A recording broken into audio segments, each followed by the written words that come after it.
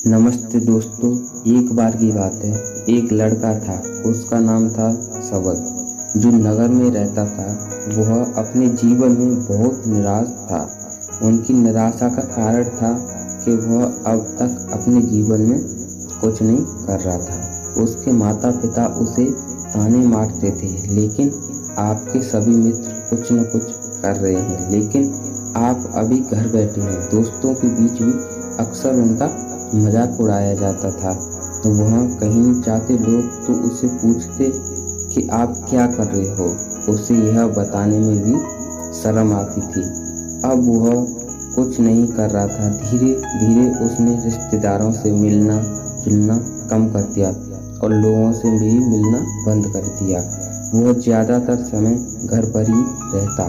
वह अकेला रोता है और भगवान को कोसता है और अपनी किस्मत को दोष देता है। अब उसे अपना जीवन बोझ लगने लगा था। कभी कभी वह सोचता कि कब वह कुछ करने के योग्य बनेगा, और फिर वह सोचता है कि जिंदा रहने से अच्छा मर जाना है। एक दिन वह अपने नगर की एक गली से गुजर रहा था। तभी उसने देखा कि एक बुद्ध दुख के उपदेश दे रहे हैं और परेशानियों पर उपदेश दे रहे हैं। वह भी उसी पेड़ से पीछे बैठ गया और गुरु के प्रवचन सुनने लगा। उपदेश कह रहा था, दुख एक शिक्षक की तरह है जो हमें जीवन की सच्चाई दिखाता है और हमें जीने का सही तरीका सिखाता है। आप चाहें तो जिंदगी जीना भी सीख सकते हो। गुरुजी उपदेश दे रहे थे कि तुम चाहो तो कुछ भी हासिल कर सकते हो, और अगर चाहो कि एक कोने में बैठकर रो सकते हो। तो इन सभी बातों को सबल ध्यान सुन रहा था, लेकिन शिक्षक की यह बातें सब पसंद नहीं आई। उसने खड़े होकर कहा कि कुछ भी सिखाने से दुख दूर नहीं होता, इसमें केवल दर्द ही होता है। दुख की पीड़ा अंत है। ऐसा लगता है कि इसके बाद कुछ होने वाला नहीं है। इससे भी फर्क नहीं पड़ता। इसके सामने तो मौत भी छोटी लगती है। उपदेश ने कहा कि फिर तुम्हारा दुख क्या है? सबल ने उसके सामने अपनी सारी व्यथा सुनाई और पूछा, मेरे दुख का कोई उपाय है तुम्हारे पास? यह सुनकर शिक्षक मुस्कुराए और बोले, तुम उस दिन मेरे पास आओ जब आपको जीवन में वास्तविक दर्द हो। मैं आपकी समस्या का समाधान अवश्य करूंगा। यह कहकर गुरु वहां से चला गया। सबल ने सोचा, कहीं मेरा दुख नकली तो नहीं है? क्या मैं जिस दर्द से गुजर रहा हूँ वह नकली है? मेरा दुख कोई नहीं समझ सकता। जब माँ बाप नहीं समझ सकते तो गुरु क्या समझेगा? उनके दुखों से व्यथित होकर सबल ने एक फैसला लिया कि अब वह कुछ करेगा। सबल ने एक छोटा व्यवसाय शुरू किया, पर उसे सफलता नहीं मिली थी। लेकिन उसके घर वाले पूछते, क्या वह कुछ कोशिश कर रहा है? वह अपने व्यवसाय में लगा रहा। धीरे धीरे उन्हें सफलता मिलने लगी, लेकिन फिर उसने गति पकड़ी और केवल 3 साल के अंदर ही वह एक बड़ा बिजनेसमैन बन गया। अब सबल ने आसपास ऐसे कई लोग थे जो उसकी परवाह करता था, जो उससे प्यार करता था। अब उनके परिवार के सदस्य भी उसकी तारीफ करते नहीं थकते। दिन ब दिन उसके मित्रों की संख्या बढ़ती जा रही थी। अब वह अपनी जिंदगी से बहुत खुश था। उनके कुछ मित्रों ने उन्हें सलाह दी कि जब आप एक बड़ा बिजनेसमैन बनकर बहुत खुश हैं तो सोचिए आपको कितनी खुशी होगी अगर आप इस शहर और राज्य के सबसे बड़े बिजनेसमैन से जुड़ना चाहेंगे। आपकी कितनी बड़ी ख्याति होगी और स्वयं राजा भी आपसे दोस्ती करना चाहेंगे और जरूरत पड़ने पर ही आपसे पैसे उधार लेंगे। दोस्तों की यह बात सबल ने मन में घर कर गई।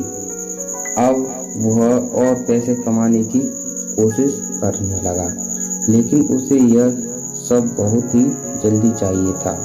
अब वह समय बर्बाद नहीं करना चाहता था।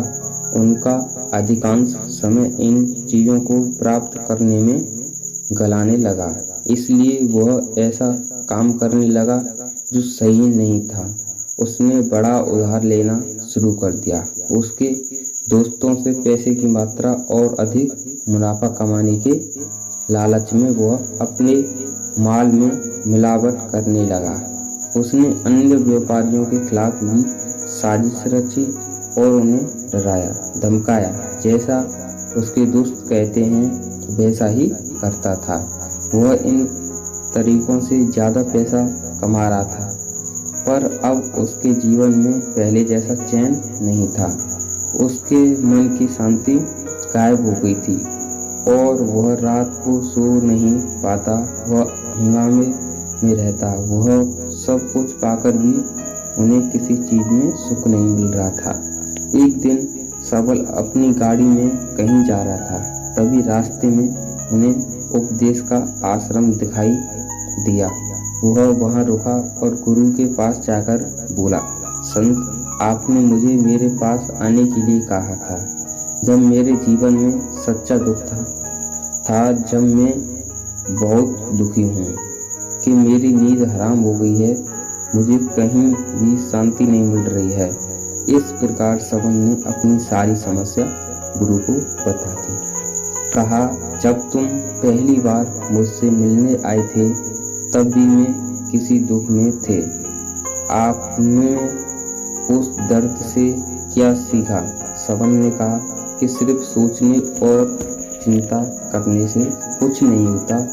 आपकी दृष्टि को सच करने के लिए यह कार्रवाई करता है, और सिर्फ काम करने से कुछ नहीं होता, परिणाम भी मिलना चाहिए। जब आपको लगता है कि आपका लक्ष्य हासिल नहीं होने वाला है, तब राम चाहे कितनी भी कोशिश आ जाए, मन कितना भी निराश क्यों न हो, कितना भी लगता हो कि अब कुछ ही नहीं होने वाला है, तभी विश्वास करें जो भी कर रहा हूँ उसमें अवश्य सफल हो जाऊंगा।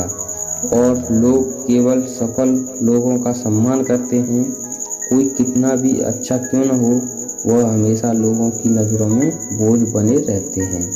यह सब सुनकर उपदेश मुस्कुराए और बोला, जब आपके पास तो यह वास्तविक दुख नहीं है, अपने जीवन में वास्तविक दुख आए तब मेरे पास आओ, उसे ठीक कर दूंगा। सबल ने जाते समय साधु को सोने के सिक्के से भरा एक गड्ढा भेंट किया।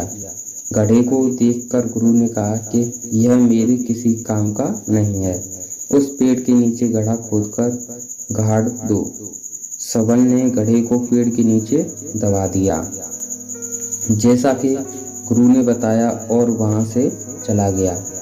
कुछ दिनों से कारोबार ठीक चल रहा था, लेकिन व्यापार के गलत तरीके के कारण धीरे धीरे व्यापार में घाटा होने लगा। उसकी सारी दौलत धीरे धीरे खत्म होने लगी और एक दिन ऐसा भी आया जब उसके पास कुछ भी नहीं बचा और उस कर्ज का बोझ चढ़ गया था। परंतु वह निश्चित था, क्योंकि उसने अपना सारा कर्ज अपने दोस्तों से लिया था। उसने सोचा कि दोस्त बुरे वक्त में उनके साथ खड़े रहेंगे, लेकिन ऐसा कुछ नहीं हुआ। जैसे ही बुरा वक्त आया, दोस्त पहले उससे कर्ज मांगने लगे। अगर उसने कर्ज नहीं लौटाया, उन्होंने उसे जान से मारने की धमकी दी थी। उनके सभी शुभचिंतक और प्रियजन उससे दूर हो गए। उसके दोस्त जो उसके साथ मस्ती किया करते थे, अब उससे दूर भागने लगे थे। उसका परिवार उसकी गलतियां और कमियां गिनने लगा। उनकी सारी संपत्ति नीलाम कर दी गई और उसके पास कुछ भी नहीं बचा। जब उसने अपने पिता से मदद मांगी, पिता ने कहा कि मेरे पास थोड़ी सी संपत्ति है, मैं तुम्हारी माँ को क्या कहूँगा अगर मैं तुम्हें दे दूंगा यह संपत्ति हमारा अंतिम उपाय है। सबल ने मन में गहरा दुख छाया गया। उसके आसपास कोई नहीं था जो उनके दुख को समझ सके, जो उसे संभाल सके। जनता के इस विश्वासघात के कारण वह अंदर से टूट चुका था। वह सोचने लगा कि जब जीने का मतलब है, जब मौत ही तो मेरा सहारा है, वह आत्महत्या करने के लिए पहाड़ी पर चढ़ा जा रहा था। पास आओ, जब तुम्हारे जीवन में वास्तविक दुख हो। सबल गुरु के पास आ गया और अपनी सारी व्यवस्था को सुनाई। आंखों में आंसू लिए उसने कहा, हे गुरु जी, मेरे दुख का निवारण कीजिए। गुरु ने कहा, जब जीवन में असली दुख होता है तब मेरे पास आना, इसे जरूर ठीक करूंगा। सबल ने कहा कि क्या हो रहा है, मेरी जिंदगी में अभी दुख नहीं है तो आखिर आलसी दुख क्या है। गुरु ने सबसे कहा कि पहले आप मुझे बताओ, आपने अपने दुख से क्या सीखा। सबल ने कहा, मैंने वह सीखा जो लोग हमारे जीवन में आते हैं। वो हमारी सफलता और प्रगति के कारण वो हमें धोखा जरूर देंगे, क्योंकि बुरे समय में हमारे साथ नहीं खड़े होंगे। वे अच्छे समय में ही हमारा फायदा उठाएंगे और बुरे समय में हमें छोड़ देंगे। उन लोगों पर ही भरोसा करें जो हमारे बुरे समय में हमारे साथ खड़े रहें। लेकिन ऐसे लोग बहुत कम होते हैं, लेकिन जिनके पास हैं उन्हें उनकी सराहना करनी चाहिए, उनका अपमान नहीं करना चाहिए। मैंने कभी भी किसी के खिलाफ साजिश नहीं रखना चाहिए। अपना काम ईमानदारी और धैर्य से करें और कभी लालची मत बनो। अपने सारे दुख दर्द और अनुभव बयां करने के बाद सबल गुरु के सामने आंखों में आंसू लिए बैठ गया। कुछ देर बाद साधु उठे और पेड़ के नीचे से एक घड़ा खोदा और घड़ा निकाल लिया जो सोने के सिक्कों से भरा हुआ था। उसने सबल को देकर कहा, मेरे पास आओ, जब तुम्हारे जीवन में वास्तविक दुख हो। सबल ने अपने शिक्षक को बताया, धन्यवाद किया और उसे प्रणाम करके चला गया। उस पैसों से उन्होंने एक छोटा सा व्यायाम लगन और ईमानदारी से कारोबार किया। जल्द ही वह अपने शहर का एक बड़ा व्यापारी बन गया। उनका जीवन सुख सुविधाओं से भरा हुआ था, लेकिन कोई कितना भी अच्छा क्यों न हो, लेकिन जीवन में दुख आता है। तो सबल के जीवन में दुख आते थे। ले अपने माता पिता की मृत्यु के रूप में वे दोनों एक ही दिन मर गए। सबल अपने माता पिता से बहुत प्यार करता था, इसलिए उनके निधन से उन्हें गहरा सदमा लगा। वह सबों को ले गया और दोनों को शमशान घाट में लग गया, जहां अंतिम संस्कार किया गया। वहां उसने अपने माता पिता का शव जलता हुआ देखा तो उनका मन बेचैन हो उठा। उसके मन में कई सवाल उठने लगे। वह घर वापस आ गया, इसलिए उसने अपने माता पिता के घर और संपत्ति को देखा, जिसके लिए उनके माता पिता हमेशा लड़ते रहे। आज जो पड़ा है, जिन्होंने इसकी देखभाल की, इसके लिए लड़ने वाले इस दुनिया से चले गए। उसके पिता ने जो कुछ कमाया वह सब यहीं रह गया। एक दिन पहले तक उसके पिता मारपीट करते थे, लेकिन किसी के साथ उसकी संपत्ति के लिए आज वो खुद इस दुनिया से चले गए। उसका मन ऐसे अनेक विचारों को अवरोध में था। अब वह अंदर से अकेला और डरा हुआ महसूस कर रहा था। वह खाली महसूस कर रहा था। उसे लग रहा था कि कुछ है वह समझ नहीं सका, इसलिए वह गुरु के पास आ गया। उसे देखकर गुरुजी ने कहा, क्या जीवन में कोई दुख? सबल ने कहा, वैसे तो जीवन में कोई दुख नहीं है। सब कुछ अच्छा चल रहा है, लेकिन आज मेरे माता पिता का देहांत हो गया। मैं इस घटना से बेहद दुखी और परेशान हूँ। गुरुजी ने कहा, इसमें दुखी और होने की क्या बात है। एक दिन सबको अपनों को मरना है। कोई न कभी जिया है और न कभी रहेगा। एक दिन तुझे भी मरना है। शायद तुम कल ही मर जाओ या आज भी मर सकते हो। सबल ने कहा, क्या कह रहे हो गुरुजी? मैं भी मर जाऊंगा, लेकिन मैं अभी जवान हूँ। गुरुजी ने कहा कि सब जी रहे हैं इस भ्रम में कि मृत्यु केवल दूसरों को आती है, बड़ों के पास ही आती है, लेकिन जवान और बूढ़े मर जाते हैं, बच्चे मर जाते हैं। मौत का उम्र से कोई लेना देना नहीं है। यह सभी को प्रभावित करता है। मास्टर जी सुनी गुरुजी की तो सबल के मन में घर कर गई और वह चुपचाप चला गया, लेकिन उसका मन अभी भी बेचैन था कि वह खाली महसूस कर रहा था। वह सारा दिन अपने बारे में सोचता रहा कि वह कौन है और वह इस दुनिया में क्यों आया है। क्या जीवन का लक्ष्य केवल चीज़ों को खाना और मरना है? ऐसे कई सवाल उसके दिमाग में लगातार उठ रहे थे, लेकिन उन्हें अपने किसी भी सवाल का जवाब नहीं मिल रहा था और उसका दुख दिन प्रतिदिन बढ़ता ही जा रहा था। इसलिए कुछ भी दिन बाद वह फिर से गुरुजी के पास पहुंचा और बोला, हे स्वामी, मैं बहुत दुखी हूँ, क्योंकि मैं यह नहीं जान पा रहा हूँ कि मैं कौन हूँ और मैं इस दुनिया में क्यों आया हूँ। यह सुनकर गुरुजी मुस्कुराए और बोले, आज आपके जीवन में पहली बार सच्चा दुख उत्पन्न हो गया है। यह वास्तविक में दुख कहलाने के लायक है। हम नहीं जानते कि हम कौन हैं, हम क्यों आए हैं, क्या करें, कैसे करना है। सबल ने अपने गुरुजी से कहा कि उसकी दुर्दशा दूर करो। गुरु ने कहा कि हम सभी इंसान हैं, जीवन भर संग्रह करते रहते हैं। सबल ने कहा कि सभी इंसान जीवन भर धन, सम्मान, परिवार, प्रतिष्ठान, मित्र, शत्रु आदि जमा करता है। गुरु ने पूछा, क्या हम एकत्र की गई चीजों में से कुछ भी अपने साथ ले जा सकते हैं? सबल ने कहा, कोई भी इंसान अपने साथ कुछ भी नहीं ले जा सकता, वह सिर्फ अकेला ही जाता है। मेरे माता पिता भी अपने साथ कुछ भी नहीं लेकर गए। सब कुछ, धन संपत्ति, वैभव, सब कुछ यहीं पर छोड़ गए। शिक्षक ने कहा, अब मेरी बात ध्यान से सुनो। इस संसार में हमें जो संग्रह करना चाहिए वह हम नहीं जा करते। जिन्हें चीज़ें हमारे सामने होती हैं, लेकिन हम उन्हें देखते की कोशिश नहीं करते। हमें इस दुनिया में जो भी इकट्ठा करना है वह हम खुद हैं।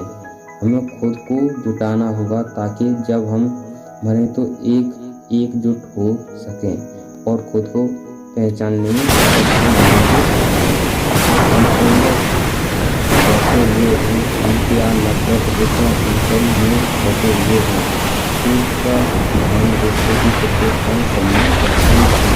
बाकी शोधों हजारों ऐसी चीज और शिक्षाओं में और आंकड़ों में भी हमारे विभाजन के कारण हमारी चेतन कभी एक नहीं हो।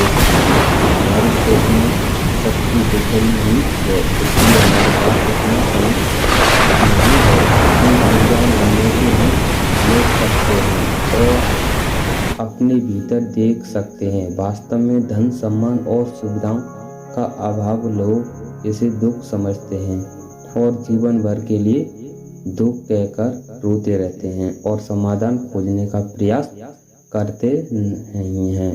उन्हें अपना समाधान कभी नहीं मिलेगा, क्योंकि जिसे लोग दुख कहते हैं वह वास्तविक दुख नहीं है। यह सिर्फ एक आदमी की इच्छा है, उसकी इच्छा कभी पूरी नहीं होती, इसलिए व्यक्ति को कभी उनके प्रश्नों का समाधान नहीं मिलता। इसलिए इन सब पे मेरी, यदि आप अपने दुखों का अंतिम समाधान चाहते हो तो उस सबसे पहले खुद को समेटो। इस दुनिया से अपनी ऊर्जा अपने आप पर ध्यान केंद्रित करो, स्वयं पर ध्यान दो। अपनी मृत्यु से पहले अपने आप को जानने की कोशिश करो, बिखरो मत। सबल ने कहा, तो गुरुजी, क्या हम इंसान को छोड़ दें? हमारी सभी इच्छाओं को मार देना चाहिए? किसी से प्रेम नहीं करना चाहिए? धन संग्रह नहीं करना चाहिए? सम्मान आस छोड़ देनी चाहिए? शिक्षक ने कहा कि भावना और इच्छाओं ऐसे बिखरे हुए मनुष्य में निकल आओ जैसे कोई पत्थर पहाड़ से गिरे, जिस पर्वत का कोई वंश नहीं है सिवाय देखने के। परेशान होना और कुछ होना खोना वैसे ही बिखरे हुए मनुष्य की इच्छाएं बेकाबू और दर्दनाक हैं। उसका अनियमित मन इच्छा करता रहता है और कल्पना करता रहता है और यह दुख देता है। लेकिन जब एक व्यक्ति अपने को एकत्र करता है तो वह जो भी करता है वह उसे नियंत्रित में होता है। फिर उसकी इच्छा से इच्छा भी उत्पन्न होती हैं। सबल ने कहा कि आपने मेरे असली दुख का समाधान कर दिया। आपका बहुत बहुत धन्यवाद। अब मैं खुद को समेटने, खुद को तराशने की कोशिश करूँगा। गुरुजी ने कहा कि मानव शरीर में बहुत ऊर्जा और शक्ति है, लेकिन यह फालतू के कामों में बटा हुआ है, बेकार की बातों को लगा हुआ है। यह बात बहुत ही शक्तिशाली मशीन की तरह है। एक बच्चे के साथ में रखा जा रहा है और वह बिना सोचे समझे अपनी शक्ति बर्बाद कर रहा है और बिना किसी नियंत्रित के